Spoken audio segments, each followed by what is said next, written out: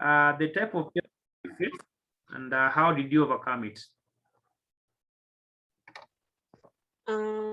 First and foremost, the peer pressure is so common in high school. I find that since we meet different people, now this is a new life. We want to change. We want to become people who we are not. For instance, for my case, I can remember we had this peer pressure of going to the canteen, like twendeni tununue hii na hii. But thinking back, I was like, where do I come from? We didn't have, okay, I can't say that it was that bad, but if you look behind, like where you come from, maybe what your parents gave you as the pocket money, you find that if you go with that peer pressure, you end up spending more than you budgeted for, and that really affected me, such that you'll find that maybe even before the term ends, I'm on my parents' neck, do for me this and that. I only find that at the end of the day, what I ate was more than what took me to school. And so how I overcame that, I decided that what brought me to school, what are people expecting of me, and what do I want?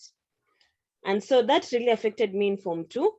Like the peer pressure was so high, like unapata tumetoka class, people are just like twendeni to canteen, let's do this and that. And at the same time, you're not equal. Maybe someone comes from a place where they are well off, maybe you are not the same, because we can never be the same. So that is one of the things that really affects people. And maybe I can advise that if you go to school, it's good to eat, but I do it knowing what you went to do to school, and always do everything with moderation.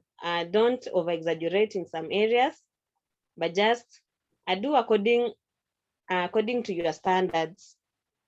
Another one was the entertainment part. We had entertainment and the Bible study. So you wonder, which one do I choose?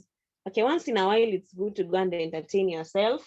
At least you need to, for me, I think if you go there, sometimes maybe you have so much stress, you need to relax your mind. So once in a while, you could go there and do all sorts of things.